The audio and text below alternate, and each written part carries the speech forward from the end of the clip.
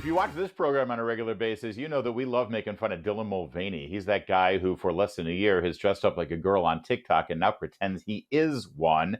Let's be clear here. He always wants to be a girl, not a woman, a girl. That's just creepy. And yes, we make fun of him. But our colleague Matt Walsh, who does a similar kind of thing with Dylan Mulvaney over at Daily Wire, he took things to the extreme the last few days where he went personal against Dylan Mulvaney and said how ugly he was and how sad and unattractive. And well, it got pretty personal. And people said he was too mean.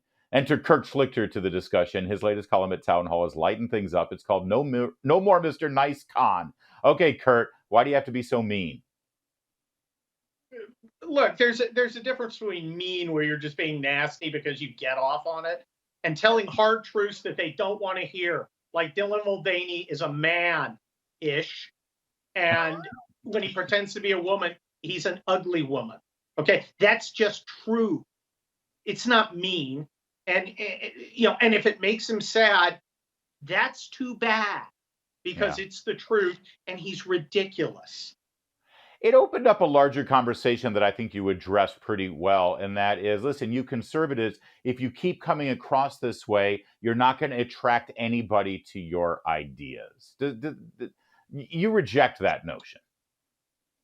Being nice, being mean, these are tools in the toolbox, Larry. These are tactics. They're not the objective. That's the problem with a lot of conservatives. The objective is not to defeat leftists.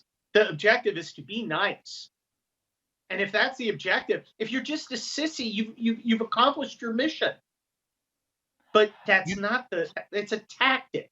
It's not an objective. And we need to understand the difference. If being nice is going to get you to win, be nice. And being quote unquote mean is going to be effective, be mean. So listen, you're not running for office. I'm not running for office. Matt Walsh isn't running for office. What about when you're a politician? It's one thing for a columnist or a talk show host or a TV host to tell hard truths, even if it's going to hurt people's feelings. But when you're running for office, you, by definition, you have to appeal to as many people as possible. Can that meanness kind of turn people off? Sometimes. Sometimes it's an important tactic. Sometimes you want to draw hard lines. Look, we've got a bunch of people out there who want to castrate our children to conform to the delusions of their Munchausen mommies. I don't think you can be mean enough to those people. And you should be mean. And people want you to be mean, because what they call mean is really firmness and clarity. All right? They call it mean because they think you're going to stop it if they call you mean.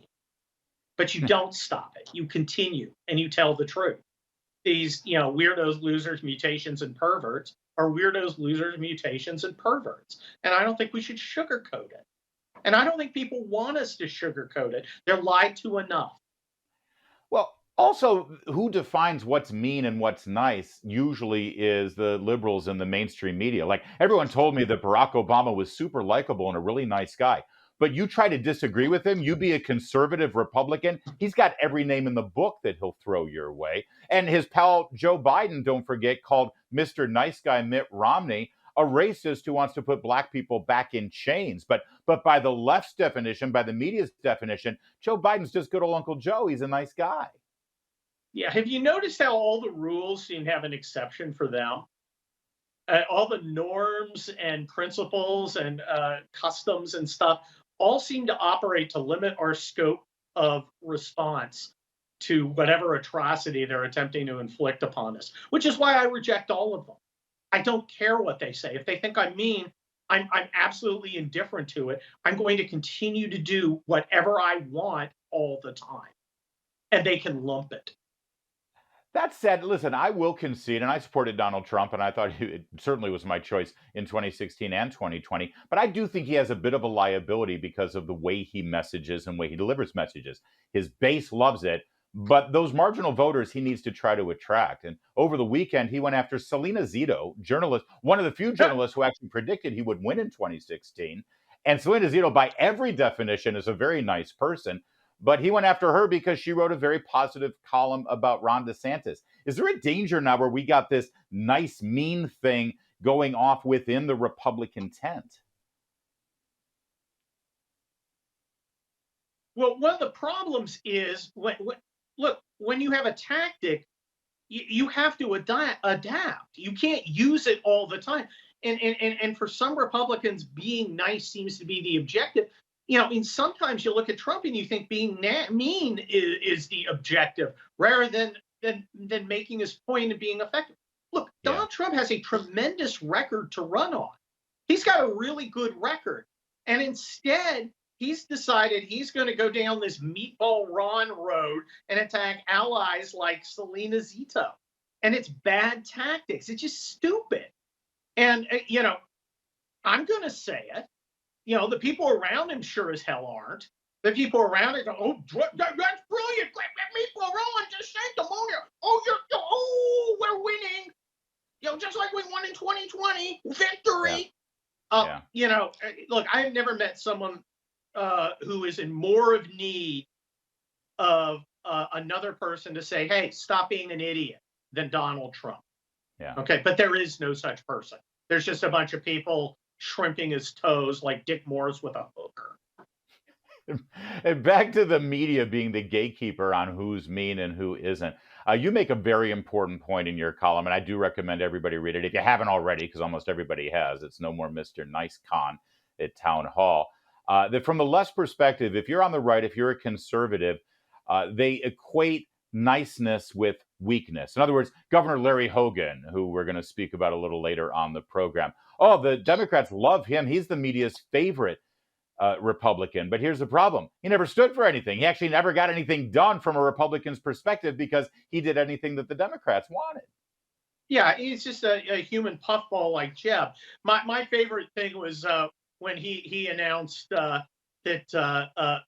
trying to keep government schools from, allowing groomers access to our kids. That's a big government solution. He's just saying words. Yeah.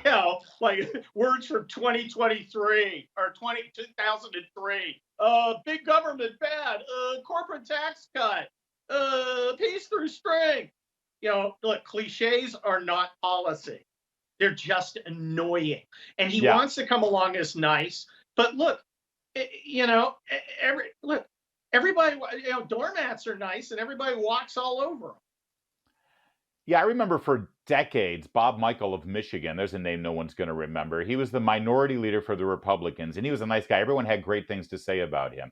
And then here was this up-and-comer backbencher named Newt Gingrich. He said, why are we being so nice? Why don't we call them out on their socialist policy? There's big spending and big taxes and the government overreach. Why don't we do in the House here what Ronald Reagan's been able to do in the White House? And no one liked Newt Gingrich, but here's the difference. Newt Gingrich wasn't the minority leader. He was the speaker because his meanness made a difference. It won. See, it's not even meanness in the common sense. Meanness would be going and picking a fight with someone just to enjoy causing them pain, which is not what we're talking about here. Meanness is what they label directness, truth, painful truths they don't want you to tell. So when people say you're being mean, no, I'm being clear. Yeah, and finally, let's not forget, according to the mainstream media, one of the nicest guys out there is Don Lemon. So, if that's the measure of nice, who, by the way, by his reckoning, you're married to a woman who's past her prime, I think, Kurt. I mean, I don't know what you're going to do about that. I mean, aren't you going to take someone like Don Lemon's advice on who the hot women are? Well, but Don Lemon and I have some history. Yeah, I know. Look, this whole past or prime thing irritates me for three reasons. The first is aesthetic. It's not like this guy is telling some secret truth we all know, but everyone's afraid to say. It doesn't even make sense in its own context. It's just stupid. Right. The second thing is it makes me defend Nikki Haley. Yeah. And third? Now I got to listen to Arena rage about it 24/7. Trust me. Thanks a lot. Your wife is well within her prime if she can keep up with Kurt Schlichter. Kurt, thanks for joining us as always. Check out his column at townhall.com. There's more to come on O'Connor tonight. You're watching Salem News Channel, where we're nice.